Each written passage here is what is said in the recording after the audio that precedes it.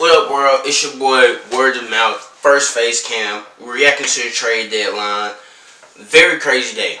Well, really a crazy week. And what started off this whole frenzy, let's get right into it, was Kyrie to the Mavericks.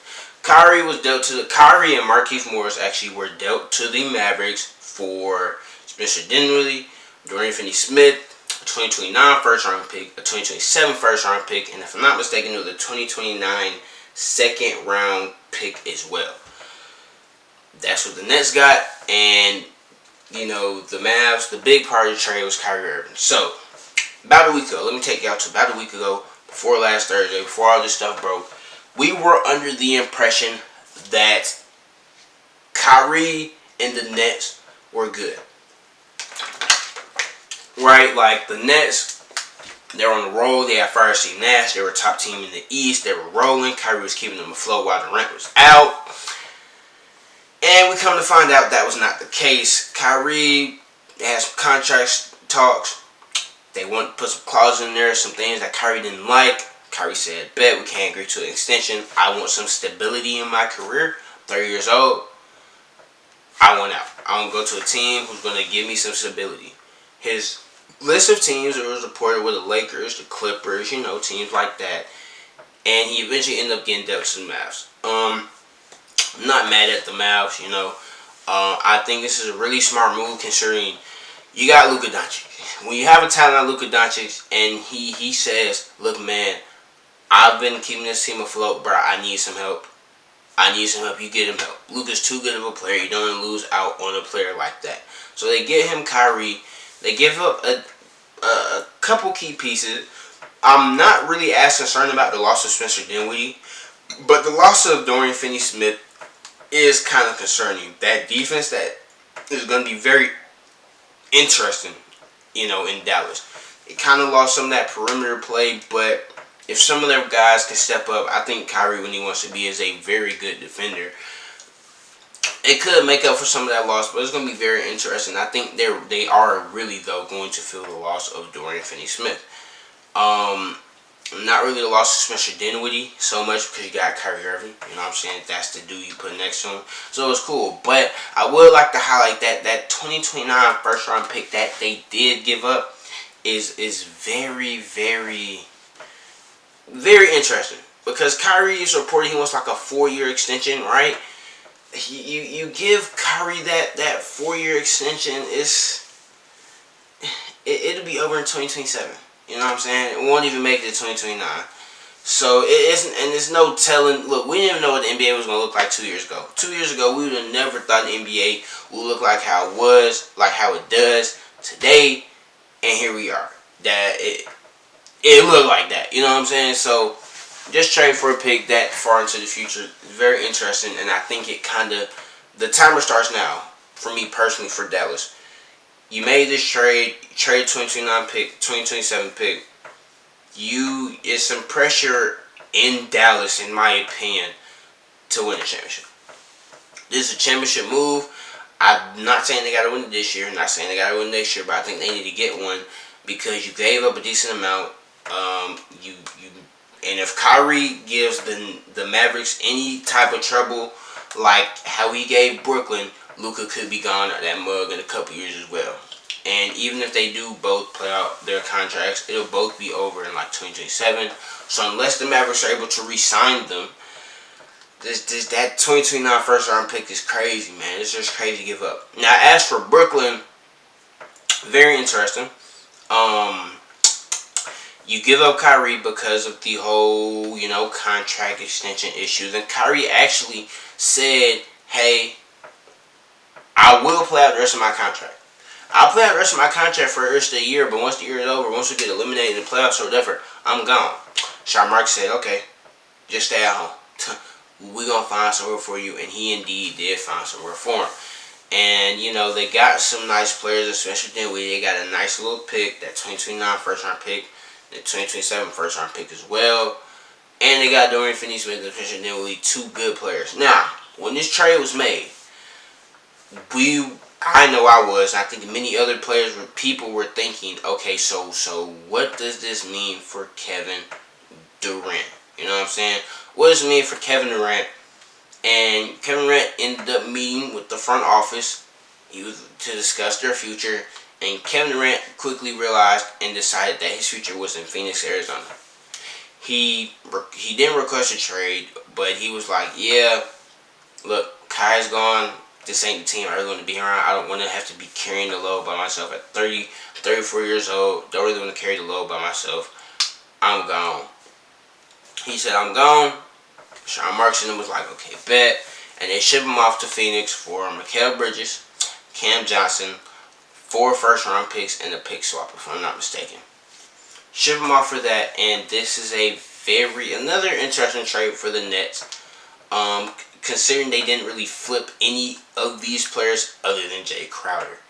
I would have liked to see the Nets personally kind of get some more draft capital.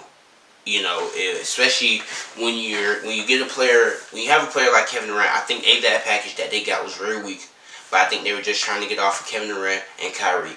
They had dealt with enough of their shenanigans over the years. It was a fail. We listened to y'all. It didn't work. Okay, bet. Bye. But I would have loved to see them. Okay, we got Mikal. Okay, bet. Let's flip Mikal. Okay, we got Cam Johnson. No team's calling about Cam Johnson. Bye, Cam Johnson. And the only player they were able to flip out of this was Jay Crowder. It's just very interesting. You know what I'm saying? Now, as for Phoenix, you got D-Book, CP3, Ayton, Kevin freaking Durant. It's going to be interesting to see how they fill out the rest of it. And TJ Warren. They also did get TJ Warren. It's going to be very interesting to see how they fill out the rest of this team. Because you kind of gutted, a good amount of your depth and your players for Kevin Durant. And as you should. You actually didn't give up a whole lot for Kevin Durant, because it was reported that earlier when Kevin Durant did request a trade, that if the Nets were saying, okay, if we give y'all him, we won't book. We won't book. You know what I'm saying? We don't want CP, we won't book. Didn't end up giving up book, but will be very interesting to see how Phoenix kind of builds that team around those three. And I will say that as of right now, it looks like Phoenix are the favorites out the West. I mean, with a move like this, you're saying we want to win right now. We the best team in this thing, and I think they're gearing up for another finals run. As for the Nets, you get Mikal Bridges, Cam Johnson, Jay Crowder, get 4 first-round picks, good draft capital, but you really don't make any moves after this, really any major moves after this. Kind of interesting, you know what I'm saying? Kind of interesting from their side, from their perspective. I'm not going to say they're losers, because I do really think that it came down to, okay, we dealt with this for the longest. We just want to get rid of them. And that's exactly what they did. Hey, we dealt with this for the longest. We just want to get rid of them. Boom, bye-bye. They got rid of them. Cool. So whatever. I'm not going to say it's a win because of the package y'all got for KD. But I will say the win for them, some of the bright spots in this is you got off KD and Kyrie, you kind of get to restart. I'm not going to go deep into detail with every trade. I'm just going to kind of get right into the winners and losers. But I would like to mention some other key moves that happened. Eric Gordon went to the Clippers, and as hilarious as it is, John Wall is back on the Houston Rockets. I think he actually gets bought out, considering what he said about that team and everything. But that was hilarious to me. That's a notable move. Eric Gordon to the Clippers. Some other notable moves was Josh Hart being moved to the Knicks. Don't know what the Blazers got going on. Let's see any other notable moves that were made today that I might not have mentioned. Gary Payton goes back to the Warriors. They get off James Wiseman. In the multi-team trade. And now they get Gary Payton the second he comes back. I guess the Warriors could use him to kind of slow down some of that star power, wing power, guard power that is in the West now. Got Kyrie in the West now. Got KD in the West now. You need some defense. And I heard that the Warriors were actually gunning up to get OG Anunoby, but for some reason a deal just was never able to come to fruition. We never got to see it happen. Very curious as to why that happened, but it never happened. You know what I'm saying? And hey, I still like this Warriors roster. It's gonna be very interesting to see how they look when Steph gets back, because Steph did get injured again. But yeah, you know what I'm saying. Any other interesting trades? Mason Plumlee's a Clipper now. I like that move. Kind of another body to send at Jokic if they do face the Nuggets in the playoffs, if they get that far. Any other notable trades? Darius Bazley to the Suns. Jay Crowder to the Bucks. That was really the bulk of them. Now, let's get into the winners and losers. The biggest winners at deadline, in my opinion, the Suns, the Clippers, the Lakers, and the Mavericks, and the Rockets, when it comes to the Suns, hey, you got the best player in free agency. I mean, in that was on the trading block. You got a super team. What do we want to call that? I'm calling it a super team. And yeah, really that simple. You know what I'm saying? You got a new owner. He said, okay, we want to make a splash. He made that splash. He said, boom, come on, Durant. You know what I'm saying? We're going to go all in. As for the Clippers, I mean, they made some very solid moves today, in my opinion. Mason Plumlee, come on now. Bones Highland for 2 second-round picks. That's a steal in Eric Gordon. And you got off Reggie Jackson as well.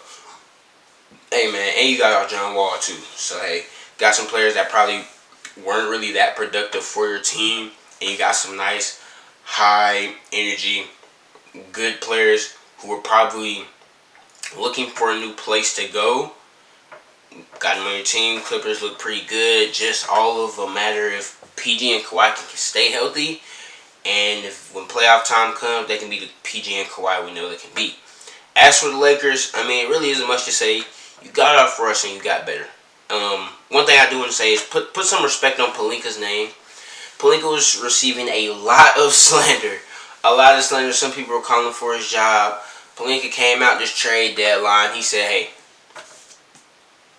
I'm Rob Pelinka. This is what I do. I'm going to get off Russ and only have to attach 1 first-round pick to it. And I'm going to get off some players that Laker Nation doesn't like. Boom. Did that. Got some nice depth back. I overall like what the Lakers did. I love it.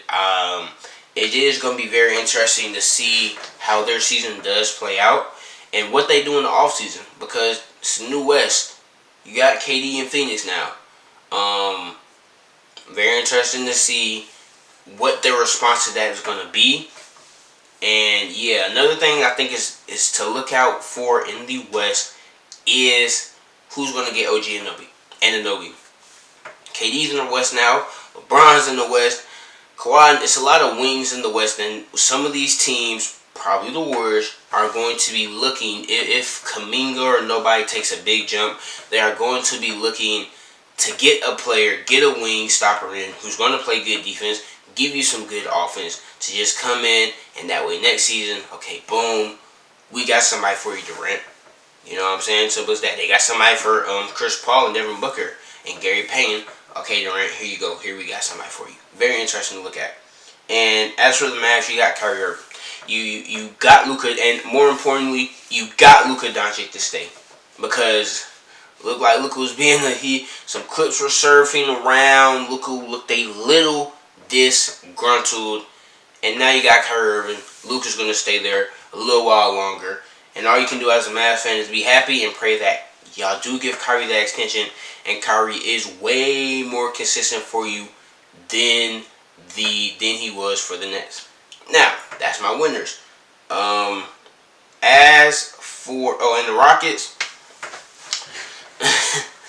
just because Brooklyn's so bad now, you know, you got their picks, you got a lot of their draft capital, man. Brooklyn's bad. You're probably gonna get some nice picks, but if you don't get off Steven Silas and this team doesn't improve, they did get a vet in Danny Green, if I'm not mistaken. If you don't make any other moves in your staff and things like that, then I don't know. It's still gonna be looking kind of rough for Houston. Now, some of my losers: the Hawks, the Heat, the Wizards, the Hornets, the Blazers, the Raptors, and the Bulls and the Timberwolves. I'm not going to say the Nets are losers. I know a lot of people want to say the Nets are losers. They aren't for me personally, because I think they were just trying to get themselves, wash their hands of KD and Kyrie. They didn't make the best moves to get rid of these stars. Definitely think KD is worth a lot more than what they traded him for. But hey, you got him off the team, so I'm not going to say they're losers. I'm not going to say they're winners either. But I think that is really important for them. And it's very interesting to see what they're going to do in the offseason. They have a lot of good players. I'm sure a lot of these players, I heard one team was offering 4 first-round picks for Mikal Bridges. So it's going to be very interesting to see what the Nets do with some of these players come summertime. Now, as for the Blazers, I mean, just some questionable moves. Why give up Gary Payton II? And for what?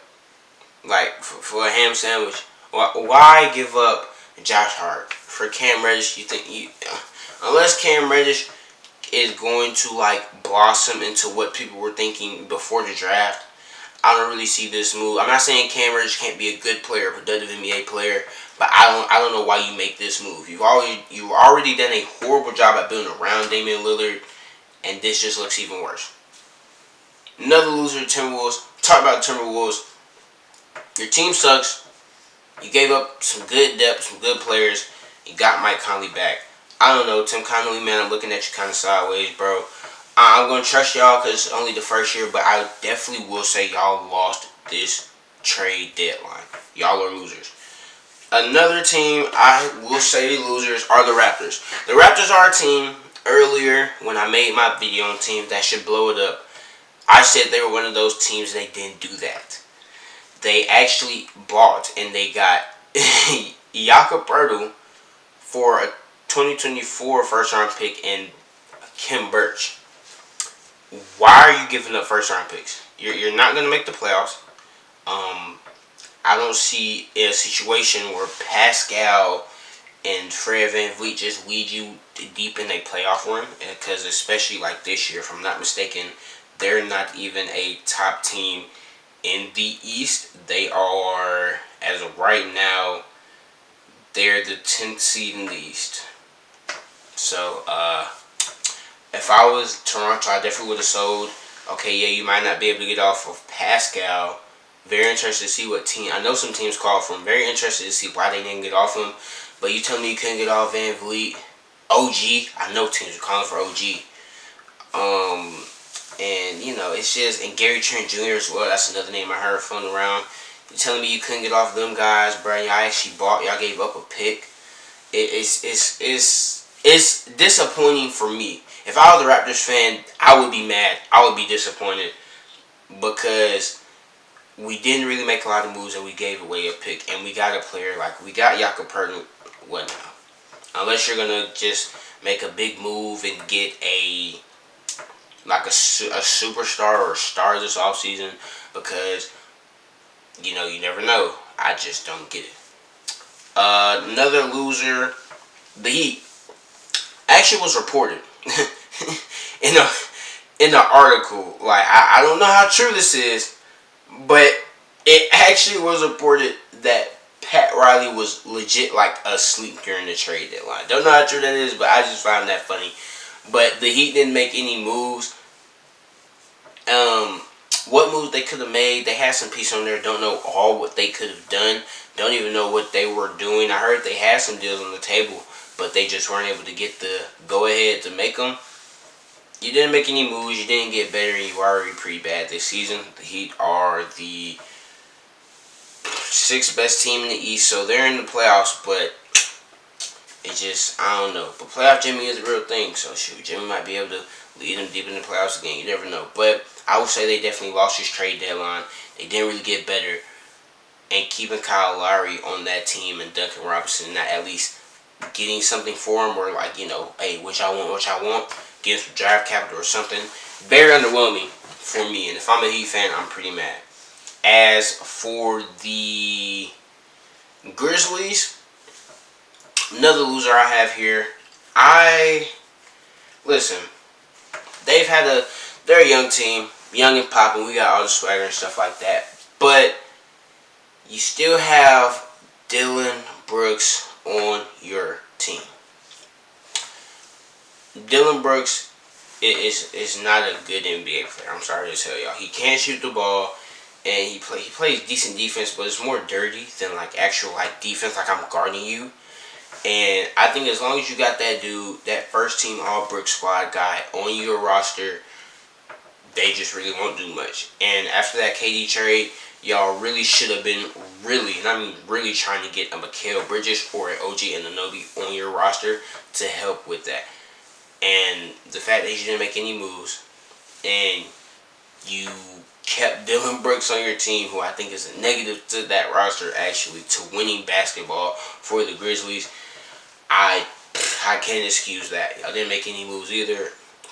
I don't know, Memphis. Y'all ain't fine in the West, y'all ain't. And Portland's another one. Just what are they doing? But that's really it, though. Don't really feel too much on the Sixers and the Pels. Sixers made a solid move. They didn't really do too much. Pels, they made an move. It was what it was. But something I would like to ask, and this is for everybody watching the video, but Lakers fans, the deal y'all got for giving up Russ, right? Y'all gave up Russ, Ron Anderson, and Damian Jones for D'Angelo Russell, Malik Beasley, and Jared Vanderbilt, essentially, right? Do y'all rather this deal y'all made over giving up Kyrie for Russ and 2 first-round picks? Because I was thinking, when this trade broke, I'm like, that's a good deal. You got some depth, and I'm all for depth. And although you would have had Kyrie on your roster, you would have had to re-sign him to an extension. And Kyrie's just too unpredictable. And the last thing you guys need is unpredictability after dealing with Anthony Davis and Russell Westbrook for these past 2 years. You know what I'm saying? Me personally, if I was a Lakers fan, I kind of like this deal more than having Kyrie on the team. Just me personally. You got depth. You can get some more pieces in free when the offseason comes around. But yeah, that's it now, man. That's all for me. First face cam, huge trade deadline. It's your boy Word of Mouth. Y'all let me know what y'all think in the comments. And until next time, peace.